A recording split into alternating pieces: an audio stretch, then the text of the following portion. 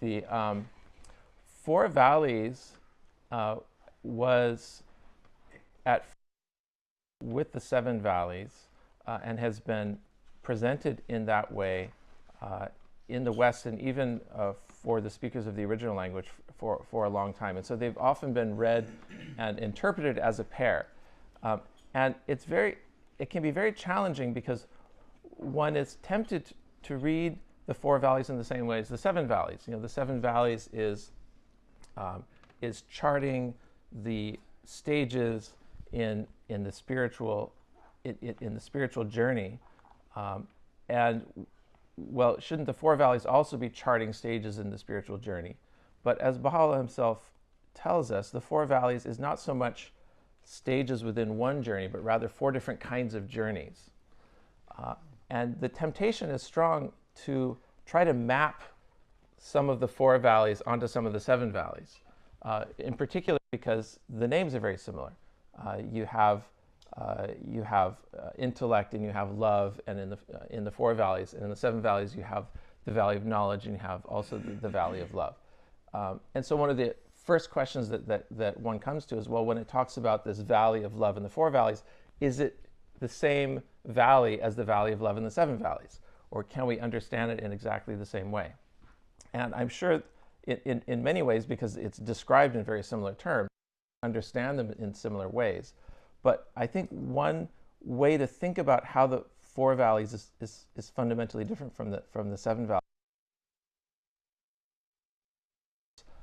Something very complicated, which is the human psyche, which is the human spirit, and it's cutting across it in a different angle. It's almost like it's a different axis. You know, you have like in a Cartesian coordinate system, you have an x-axis and a y-axis, and you really need both axes to be able to locate any point on that plane. And similarly, I think of the Seven Valleys and the Four Valleys as the Cartesian coordinates, perhaps, of the spiritual world. And together they help plot or map a larger surface than otherwise would be possible with one of them alone. And then adding in a third dimension, you know, if you think of the Cartesian coordinates of talking about spiritual journey in terms of the progress of one seeker versus different kinds of seekers, that still captures the reality at a particular moment in time. Whereas if you add then a third dimension to this, then you can think of a time axis as something almost like a vertical axis. And the time axis, things are also evolving in time. So, and in time, you have the human evolution and cultural evolution and the evolution of religious faith from culture to culture around the world. And when you add all of these together, you have what I think is a fuller picture of the principle of the relativity of religious truth, which is the axis around which the whole thing revolves. The principle of the relativity of religious truth extends both in space and in time. It extends in time in the sense that from age to age, from epoch to epoch, there's an evolution of human consciousness, and that's reflected in various ways in the religious systems of the world, in the philosophies of the world, in the art and sciences of the world. At the same time, there's a horizontal component to the principle of relativity, which is so central to the Baha'i teachings, wherein, as we've discussed in previous sessions, the good deeds of the righteous or the sins of the near. All of this is taking place at a particular moment in time. So that's one way that I think of the Four Valleys. And part of the challenge then of reading the Four Valleys is putting oneself in a different sort of frame of reference to read these valleys in a different way. For example, one of the key ideas that helped us navigate the Seven Valleys and certain of the additional tablets in this volume is the idea that the Seven Valleys can be reducible almost to two stages. There's a stage within which one sees through the eye of distinction the first three valleys. Baha'u'llah calls these the valleys of limitation. And then beginning with the Valley of Unity, there's a second half of the spiritual journey in which one sees through the eye of unity. And this language and thinking about spiritual journey as proceeding from the particular to the universal, proceeding from seeing things from a limited and mindset in which things are all divided up, to seeing things spiritually from the perspective in which all things are one. That perspective is not explicitly in the Four Valleys. So it doesn't help us to navigate the Four Valleys to think about the difference, at least in my mind, to think about the difference or between the valleys of distinction or limitation and the grades and stations of unity. So how does that leave us in approaching the Four Valleys? As Baha'u'llah tells us, the Four Valleys describes different kinds of seekers. And as he puts it in the 8th paragraph of the Four Valleys, he says, "They that seek to ascend to the heaven of mystic wayfaring are of 4 kinds only. I shall describe them in brief, that the signs and degrees of each may become plain and manifest to thee." And it's interesting that he reduces it to just...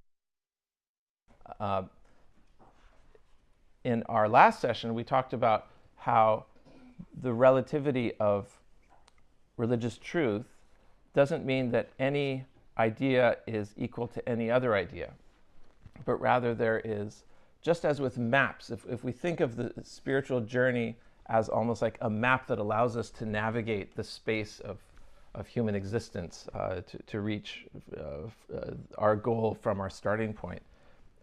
Maps enable us to do that, but maps of any given surface or maps of the world come in a certain limited, quite a variety of kinds of maps are possible, but only a limited number of maps are actually going to be, you can't arbitrarily draw continents and say, well, here's my map of the world. There's only a certain number of maps of the world that can be true. And you can have political maps or topographic maps, other sorts of maps that vision this world in ways. But there's really a limited subset of possible maps of the world out of the infinite number of maps that one could potentially draw. And similarly with spiritual journey, I think there's a limited subset of all the possible ways to think about it, out of which one can, with which one can reliably navigate our human existence. And Baha'u'llah divides them up in the Four Valleys into 4 different stages, one of which he calls, and associated with each stage is a different aspect of human identity. And associated with the first stage is the self. And with the second stage is reason, and the third is love, and the fourth, perhaps the most obscure and challenging of all, is the throne of the inmost heart. And we'll go through each of these in turn and suggest perhaps what Baha'u'llah is talking about as he gives us the sketch of these 4 different kinds of spiritual archetypes. Along with looking at the content of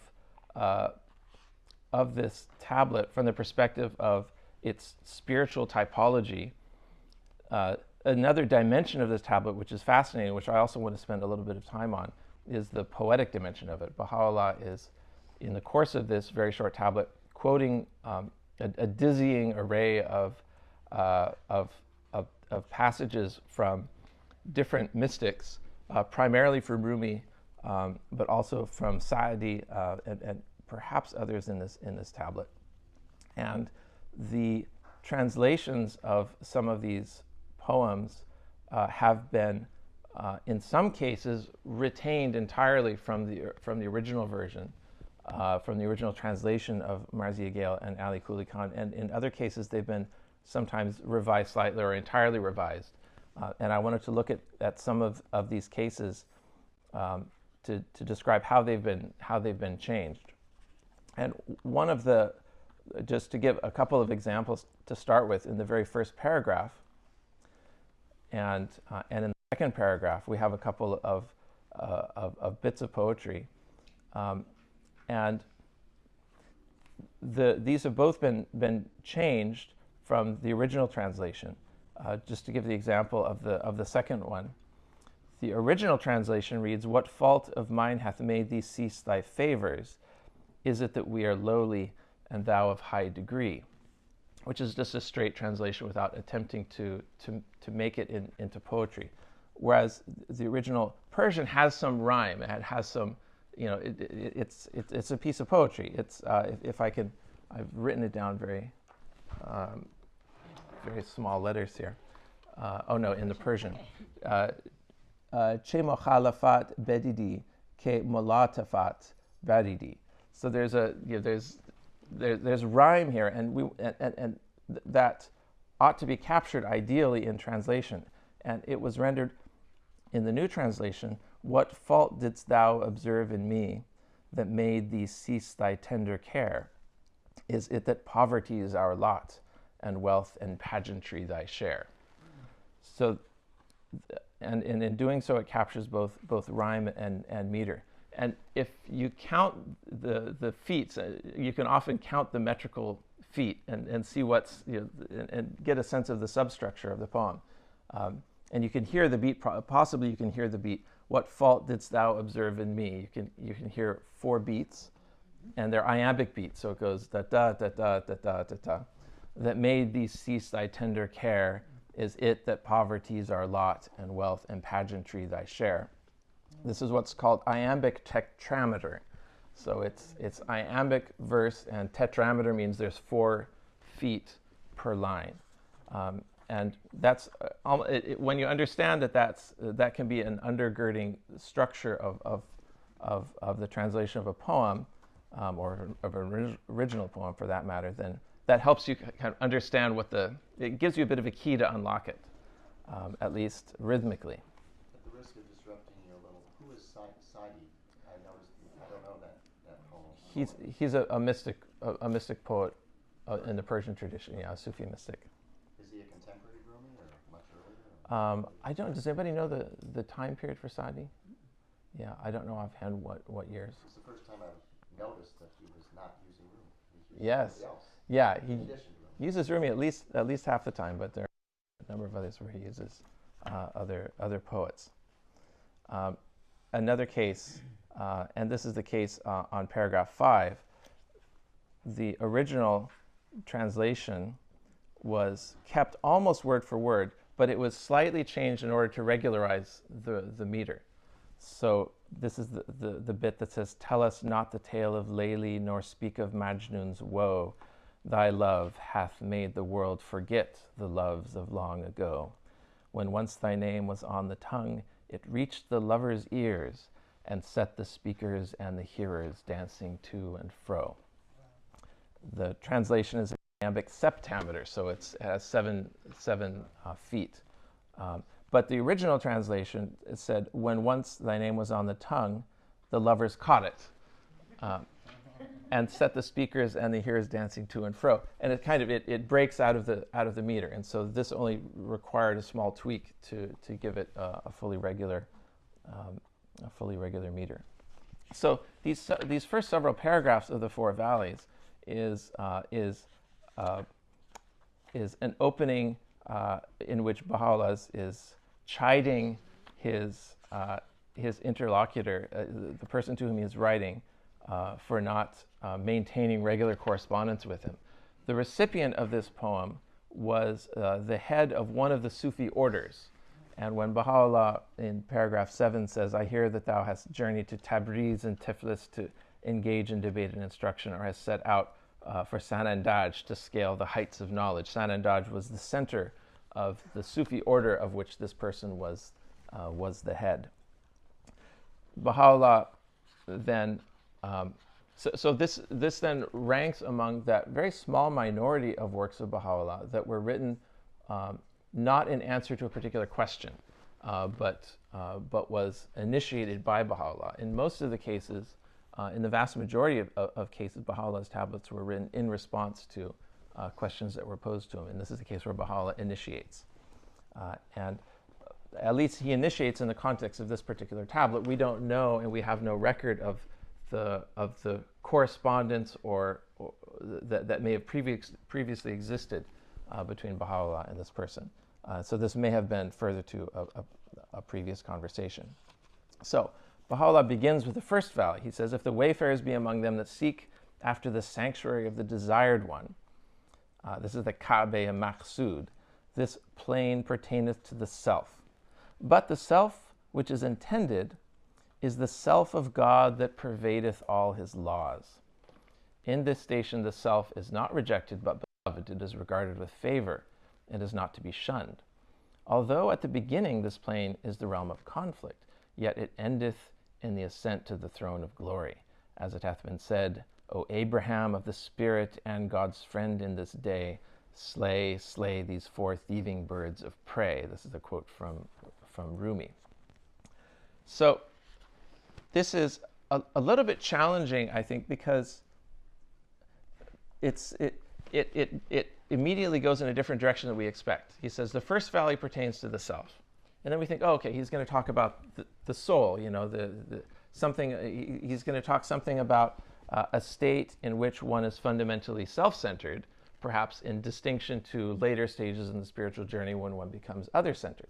But he doesn't go in that direction. He immediately, after saying that this journey or this plane pertains to the self, he redefines self, and he says it's the self which is intended. He says is the self of God that pervadeth all his laws. This is one place where the original translation really was confusing. The original translation read the self, I think, I don't have it here, but it was something like the self of God standing within him with laws, which puts you more in the it I think exalts this first valley a bit more, because okay, this valley, you know, if this valley corresponds to the self of God which is standing within someone, then you're already at a very perhaps at a high state. But what he's saying instead, and the translation I think is the new translation is more accurate, is the self of God that pervadeth all his laws. And so this highlights, I think, one of the themes of this first valley, which has something to do with the self and something to do with law. And it's as though the first valley has to do with a state in which one's approach to spirituality is very legalistic. One's approach to it has to do with what is my responsibility and how do I fulfill that in relationship to following what I've been instructed to do. So one can think of that as a kind of a spiritual path. And Baha'u'llah refers to this and this phrase, the self of God that pervadeth all his laws, was actually taken from a translation by Shoghi Effendi in Gleanings, section 82. And the context where this new translation, the context for dropping this new translation into this volume in Gleanings goes like this. It says, "Ponder in thine heart the revelation of the soul of God that pervadeth all his laws, and contrast it with that base and appetitive nature that hath rebelled against him." So almost a similar idea being expressed in Gleanings, that there a contrast is being drawn between let's say the lower self and a higher self. And so the self that Baha'u'llah is referring to then in this first valley is not that lower self, but a higher self. In the sense that he will do the same thing with the second valley, that he begins at a certain level, but he immediately refers it to that archetype of which the lower level is maybe a shadowy reflection. And so he begins with the idea of self, but he immediately elevates it and says, well, really the self we're talking about is this higher self. And in this case, it's the self of God that pervadeth all his laws. But this plane then, in which one is focused on self at this level, and one is focused particularly on the law, is clearly runs into certain limits. And the limits of this plane are beautifully described in this story of the learned grammarian in paragraph 12 and 13. He says, one must then read the book of one's own self rather than the treatise of some grammarian. Wherefore he hath said, read thy book, there needeth not thyself to make out an account against thee this day. And that's from the Quran. The story is told of a mystic knower who went on a journey with a learned grammarian for a companion. They came to the shore of the Sea of Grandeur. The knower, putting his trust in God, straightway flung himself into the waves. But the grammarian stood bewildered and lost in thoughts that were as words traced upon the water. The mystic called out to him, "Why dost thou not follow?" The grammarian answered, "O brother, what can I do? As I dare not advance, I must needs go back again." Then the mystic cried, "Cast aside what thou hast learned from Sibave and Qaulave, from Ibn Hajib and Ibn Malik, and cross the water. With renunciation, not with grammar's rules, one must be armed. Be nothing then, and cross this sea unharmed." So I'm sure none of us probably have heard of Sibave and Qaulave, but they're known to those who have studied Arabic as the primary masters of grammar, and Baha'u'llah is suggesting that the rules of grammar themselves can be a barrier to one's exploration of the truth. How might it be that the rules of grammar are a barrier? One way, and connecting it to conversations that we've had previously in this series, is that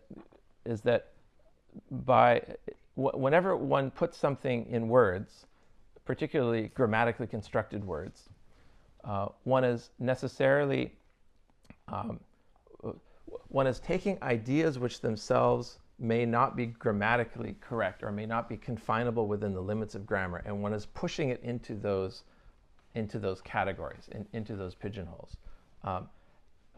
What if reality doesn't follow the laws of grammar, in the sense that what if the ultimate reality that we seek is not properly a subject or an object?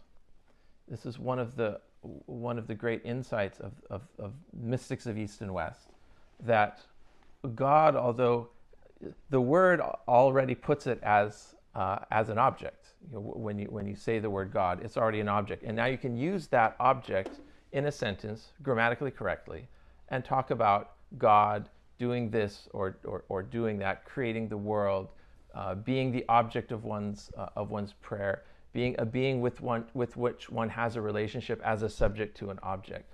But from the very first word, from the very first moment that idea drops into a language, it takes on a certain grammatical form, and that grammatical form itself is a kind of limitation. Because what if that reality is actually not an object? Well, you have no choice but to put it in the grammatical position of an object once it becomes a noun and once you put it in a sentence. Not only that, we call it he. Oh, of course, we make it gendered as well. So I mean, we layer error upon error, and in many languages, fortunately, some languages don't require one to refer, say, to nouns in the third person in a gendered way, and Persian is one of those. But Arabic is not. With Arabic, as with English, third person. Well, you have it, but you can't say. Yeah, you have to. You're constrained to make things gendered. But I think even deeper than that is you're constrained to put things in a subject or object position, and that's perhaps less obvious to us in English, because whether things are subjects or objects is more a fine point of grammar to us in English, whereas in Arabic it's far more essential, and in other languages as well. Because how you actually say the word is a function of whether it's a subject or an object. Genitive and accusative and nominative cases, for example, in Arabic, are all whether it's in one of those cases, which has to do whether it's a subject or an object, determines how one actually pronounces it. And so in these ways, grammar's rules themselves become potentially a kind of limitation, and fundamentally structure the way we think about certain things. So this is the valley, the first valley, this valley of the self of God pervading all his laws.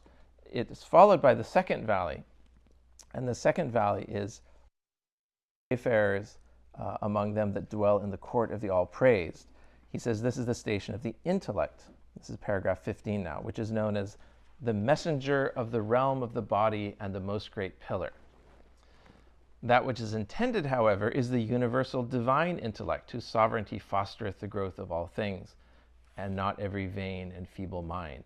Thus hath the wise Sana'i written, and how can meager reason comprehend the book, or the spider trap a phoenix in its web? Wouldst thou that the mind not hold thee in its snare, seize it and enroll it in the school of God instead.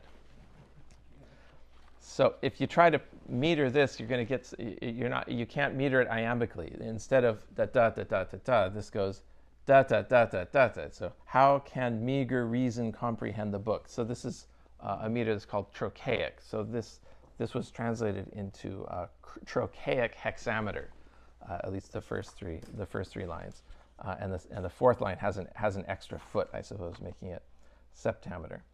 But looking at the original translation here, also there's the original translation was, I think, more confusing. It read, "This is the station of the intellect, which is known as the prophet and the most great pillar," which is very different from saying, "This is the station of the intellect, which is known as the messenger of the realm of the body and the most great." And so, adding, I think, to a bit of confusion, well, is the second, if the second valley has to do with the messenger of God, if that's sort of your starting point, then it might send you off in a confusing direction.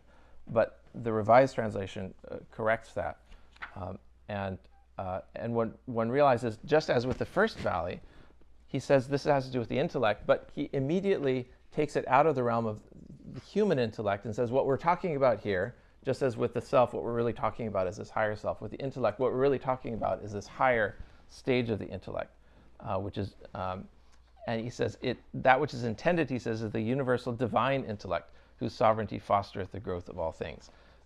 So just as the human self is a shadowy image of this higher archetype of the self of God, the human intellect, our reasoning faculty, is an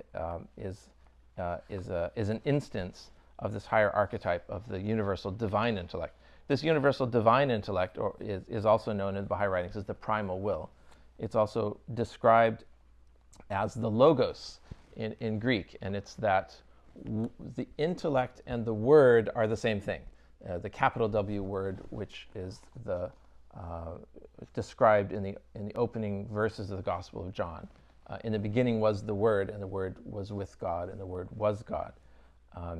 And later, and the Word became flesh and dwelt among us. So that word is the primal will, which is the primal intellect, which is that primal desire to be known, which brings creation into being, according to the Baha'i writings.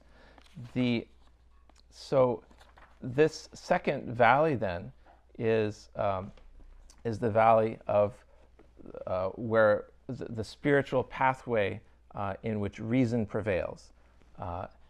And so far, this is making sense. One can think of a spiritual pathway where one really isn't thinking about things, but one is just following instructions. And then one can think of a somewhat higher level of things where, okay, one tries to reason things out, but one isn't necessarily feeling it deeply. One believes that the spiritual path is something which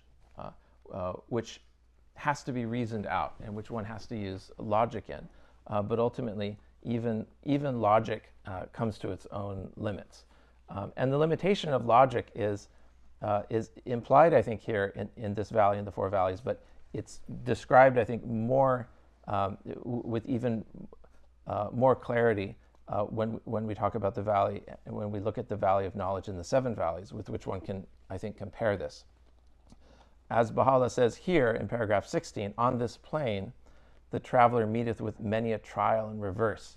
Now he is lifted up to the heaven, now he is cast into the depths. And as he describes it, and he mentions the surah of the cave, and says if a soul could grasp the illusions that lay hid in the single verse, it would suffice him. I have no idea what he's talking about here, so if anyone has any ideas. This isn't the story of the cave in Plato? No, the surah of the cave from the Quran, And thou mightest have seen the sun when it arose, pass on the right of their cave, and when it set, leave them on the left, while they were in its spacious chamber. This is one of the signs of God. Guided indeed is he whom God guideth. But for him whom he misleadeth, thou shalt by no means find a guardian and guide. And there's a lot on this in the Islamic tradition about this, describing a particular incident in the early days of the Islamic faith. And the mystics have also latched onto this and described, that there's secrets concealed in this verse, and Baha'u'llah is referring to this also, although I'm not sure what those secrets are. And since this is going to be going, I'm going to put this on the talk will go on YouTube. Maybe listeners on YouTube will know what he's alluding to, and that can go in the comments or something like that. But for now, we'll have to leave that aside. But what I want to focus on in this paragraph is that he's describing this valley as one in which the traveler meeteth with many a trial and reverse, and it sounds similar to in the seven valleys where he talks about in a similar state the watchman who's in love, and he's pursued, or rather the lover is in love and he's pursued by the watchman, and the watchman chases him over a wall, and he ends up on the other side of the wall and realizes that he finds his beloved on the other side of the wall. And so there are trials and reverses that are associated with the valley of knowledge. Even when one realizes that the end is in the beginning, one is still fundamentally seeing things within the perspective of, and seeing things within the realm of plurality and contradiction. And that is the realm fundamentally of the intellect. The intellect works by contrasting things, by weighing things, by deciding what is true and what is false. It is the realm of the intellect is the realm of Aristotle's law of the excluded middle, in which one sets up syllogisms, and something's either true or not true. It can't be both, and it can't be neither.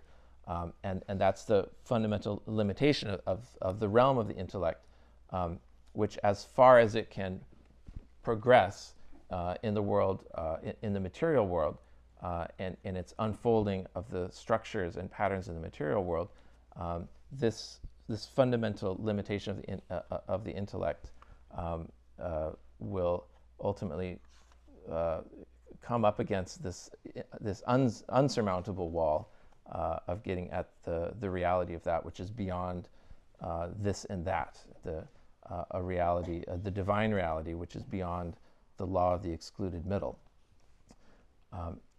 Baha'u'llah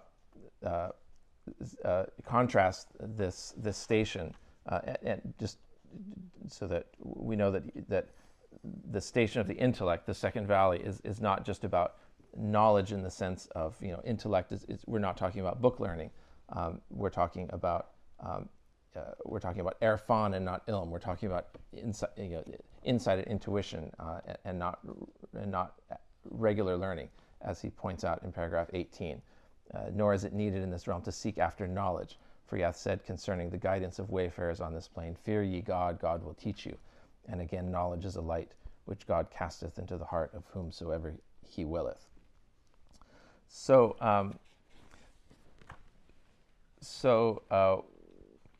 we then move into the third of these valleys, which is characterized by love.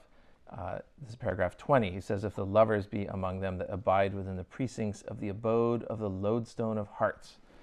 This is Majzub. No soul may dwell on this kingly throne save the countenance of love. I am powerless to describe the station or depict it in words. Love shunneth this world and that world too. In him are lunacies 70 and 2. The minstrel of love harpeth this lay. Servitude enslaveth, lordship doth betray.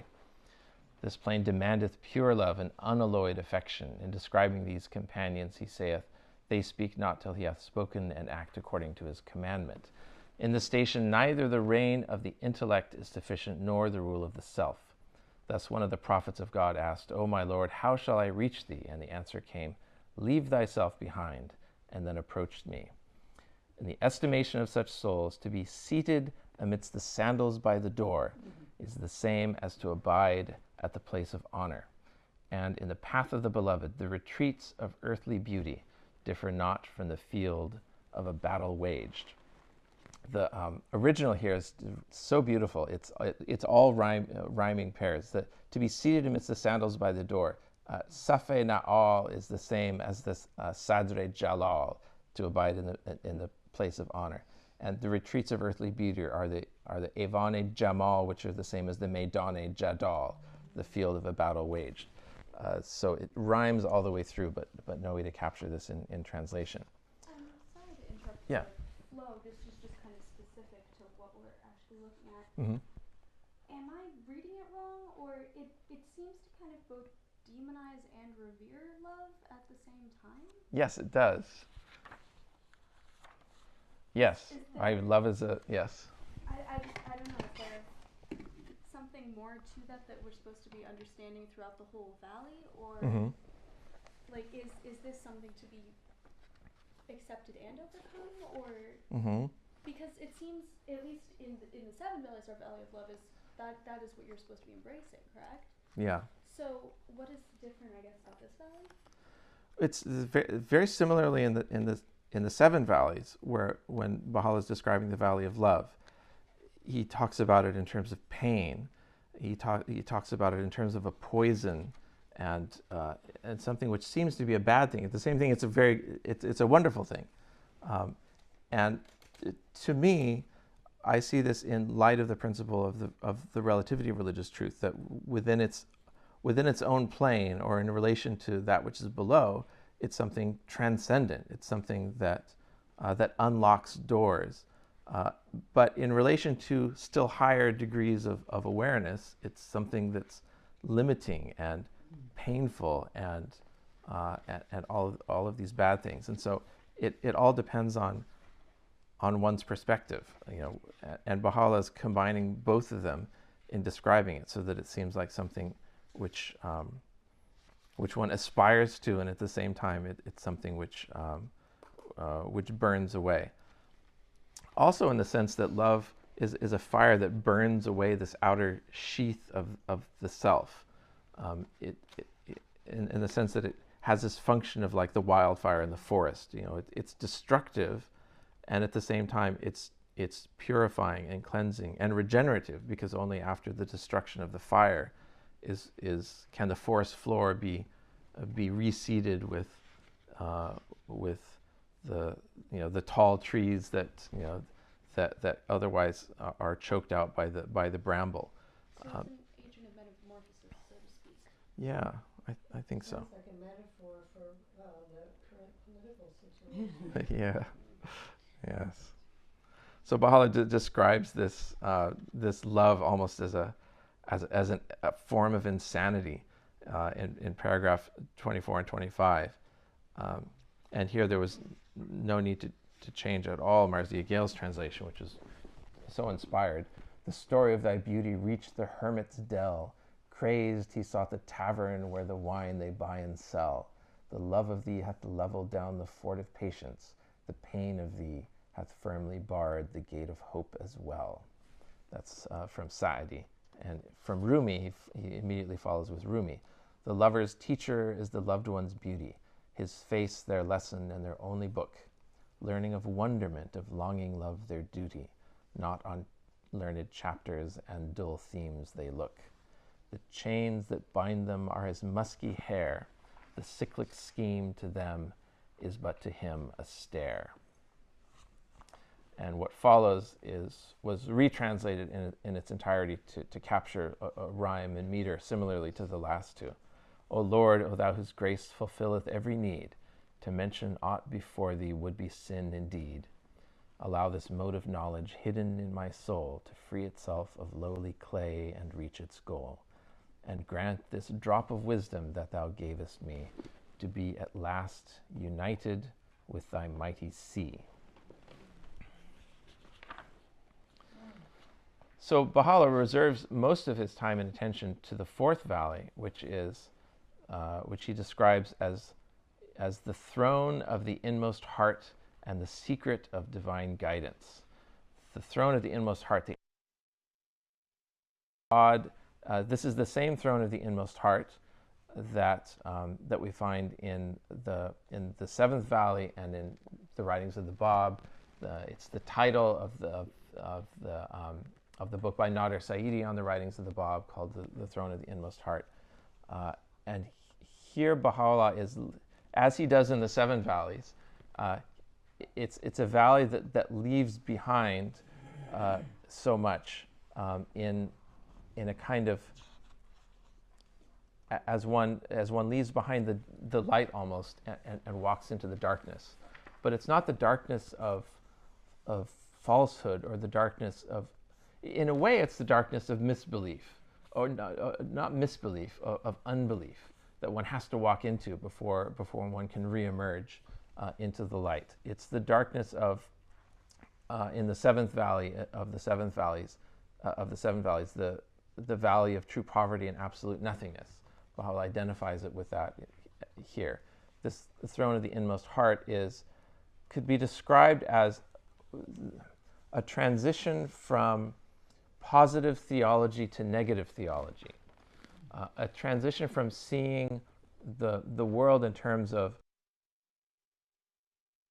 affirming, to realizing that the only way to affirm the divine is to deny it any attribute, because all attributes ultimately, as they are located within a particular grammar, come up with fundamental limitations, and all of the attributes ultimately end up not defining that ultimately undefinable and unreachable reality, but the positive attributes that we relate of the divine ultimately are here in the world with us.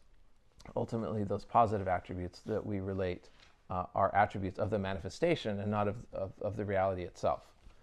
And Baha'u'llah quotes this tradition of Kumail, which we talked about a few sessions earlier, when someone asked Muhammad, basically, tell me about ultimate reality, and he says, it's a night, it's darkness, he says, it is a bottomless sea that none shall ever fathom. And when the question was repeated, he answered, it is the blackest of nights through which none can find his way. So this is the realm of negative or apophatic theology, in which one, if one doesn't understand one who is still in the realm of positive theology might misunderstand someone speaking from the perspective of the realm of negative theology as being a kind of a misbeliever, or an atheist even, because they're saying, well, I don't believe in this and that, I reject all of these things, which someone in the valleys before say, well, affirming these is a necessary prerequisite. But then you reach into this valley, you step into the abyss, and suddenly all the certainty vanishes, and all of the light that seemed to shine so reliably upon everything is now removed, and it can sound like something very negative and almost faith denying, but for those who are in that valley,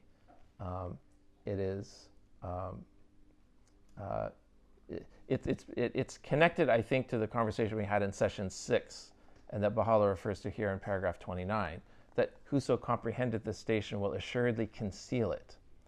And were he to reveal but the faintest trace thereof, they would assuredly hang him from the gallows. And yet by God, were a true secret to be found, I would divulge it to him, for he saith, love is a distinction never conferred upon a heart possessed by fear and dread. We talked in I think it was session 6 about secrets, and how Baha'u'llah's writings are so laden with references to secrets and mysteries.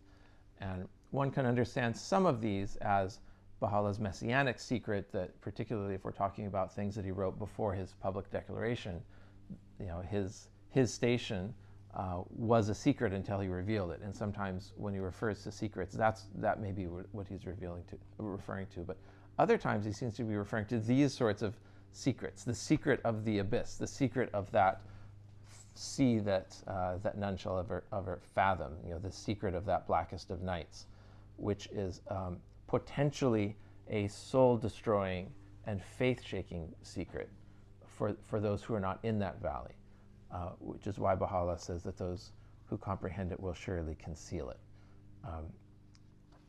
And revealing it has certain consequences. He goes on and refers to the woe, and embracing really the woe that comes with this stage in paragraph 31. Our hearts, he says, will be as open shells should he the pearls of grace bestow. Our lives will ready targets be were he to hurl the darts of woe. And were it not contrary to the commandment of the book, I would surely have bestowed a part of my possessions upon my would-be murderer, and given him to inherit mine earthly goods, and rendered him a myriad thanks, and solaced mine own eyes with the touch of his hand. But what can I do? Neither have I any wealth, nor hath the Lord of destiny so decreed. Methinks, he then says, at this moment I perceive the musk-scented fragrance of the garment of Ha from the Joseph of Baha. Verily he seemeth near at hand, though ye may think him far away.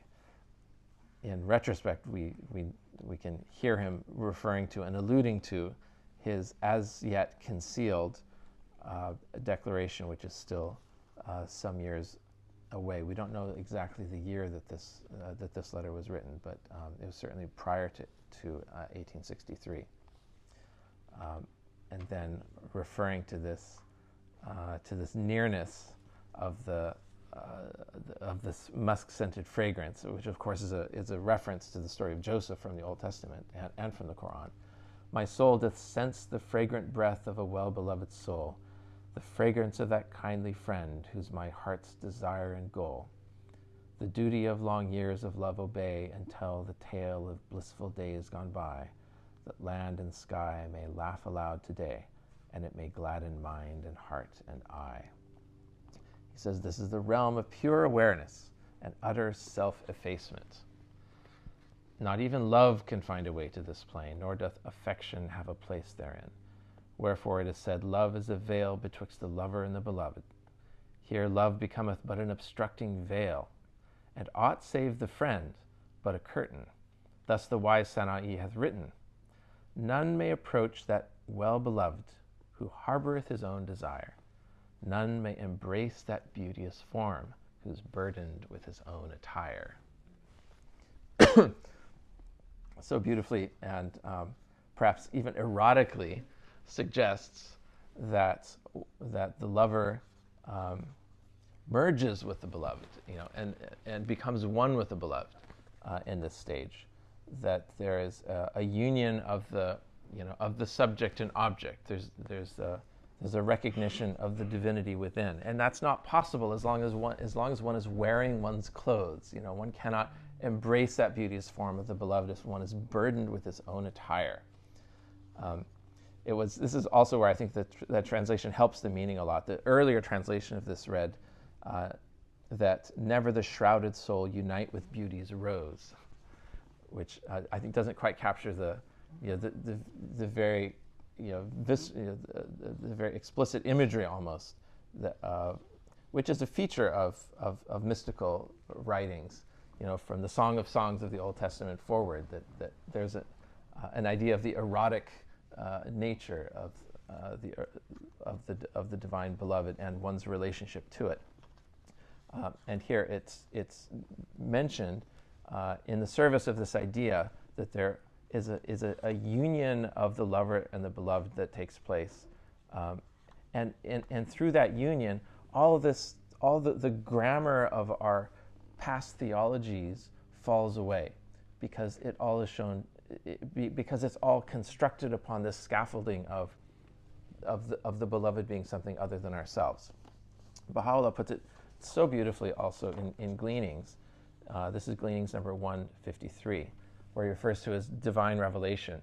He says it may be likened to an ocean in whose depths are concealed innumerable pearls of great price, of surpassing luster. And he goes on to say that this most great, this fathomless and surging ocean is near, astonishingly near unto you. Behold, it is closer to you than your life vein. Swift as the twinkling of an eye, ye can, if ye but wish it, reach and partake of this imperishable favor, this God-given grace, this incorruptible gift, this most potent and unspeakably glorious bounty.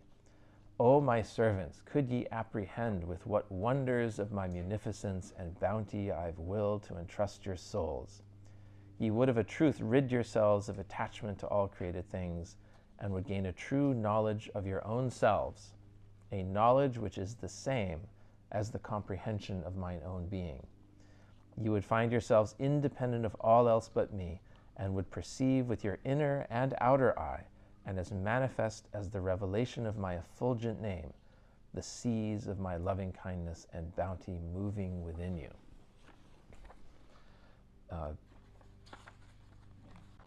This is the realm of that divine within that Baha'u'llah is inviting us into. And the terminology he uses in this valley, this terminology of utter self-effacement, is the same as clearly there's a connection between this station and the station of the true poverty and absolute nothingness from the seven valleys. But there's a bit of a question in my mind as to who gets to achieve this station. I mean, is this a station that's attainable by us mere mortals? Perhaps, if not, why would he have bothered to mention it in the four valleys as being, one of the options, let's say, one of the spiritual paths? But as he refers to it in paragraph 35, one wonders whether he's just describing the prophets who have a certain degree of authority in the world. He says, abiding in the court of rapture, the dwellers of this mansion wield with utmost joy and gladness the scepters of divinity and lordship, and established upon the lofty seats of justice, they exert their rule and bestow upon every soul its due. So it almost sounds like he's talking about the prophets here. But he goes on in paragraph 36 to further make the point about the moving from let's say a dualistic framework to a monistic framework. In paragraph 36, on this plane, he says, the highest heavens are neither opposed to nor distinguished from the lowly earth, for this is the realm of divine favors, not the arena of worldly contraries. Albeit at every moment a new condition is displayed, yet that condition is ever the same. Wherefore he saith in one instance, nothing whatsoever keepeth him from being occupied with any other being. And in another he saith, verily his ways differ every day. So we're transcending opposites, both in space and in time. Things change, but they're the same. Things are, the highest heavens are no longer distinguished from the lowly earth. He seems to be describing a spiritual perspective where one loses that, where unencumbered with one's attire, one has now reached a point of union with the beloved.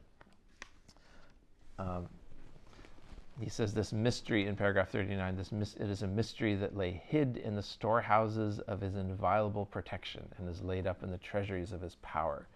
It is exalted above the highest essence of utterance and sanctified beyond the subtlest mode of explanation. And he also connects it to the valley of wonderment. He says astonishment here is highly prized. And here the word is heirat, which is translated in the seven valleys as the valley of wonderment. And utter poverty greatly cherished. And this is the same word as true poverty in the seven valleys. Wherefore hath he said, poverty is my pride. And again, God hath a people beneath the canopy of grandeur, whom he hath concealed in the garment of poverty to exalt in rank. These are they who see with his eyes and hear with his ears, as hath been recorded in the well-known tradition. Concerning this realm there is many a tradition and many a verse, whether of general or specific import, but two of these will suffice, that they may serve as a light for knowing hearts, and bring delight to longing souls. The first is the statement, O my servant, obey me, that I may make thee like unto myself. For I say be, and it is, and thou shalt say be, and it shall be. And the second, O son of Adam, seek fellowship with none until thou hast found me. And whensoever thou shalt long for me, thou shalt find me nigh unto thee. I think further emphasizing this state of union of the self with the divine, which is this highest and end point of the spiritual journey. And as we talked about and discussed previously, there's you can describe the endpoint of the spiritual journey as this darkest of nights, the fana, the soul becoming utter nothingness. But as in the Seven Valleys, that moment of self-effacement is identical to the moment of rebirth. Baha'u'llah often refers to this death of self and birth in God as something which happens at the same moment. And that birth in God that follows the death of self, the life that follows death, which in Gems of Divine Mysteries gets its own valley separately. And in the Seven Valleys in here it seems to be merged together, is part of that mystery of the release of self and the shedding of that husk of the outer self, which in all the previous valleys was thought to have been us, our true selves, our immortal piece of the universe, ends up becoming entirely immolated, like the imagery of the moth as it approaches and finally unites with the flame, and in a shower of sparks, vanishes from existence. That it's almost as though the human reality is seen not as this bundle of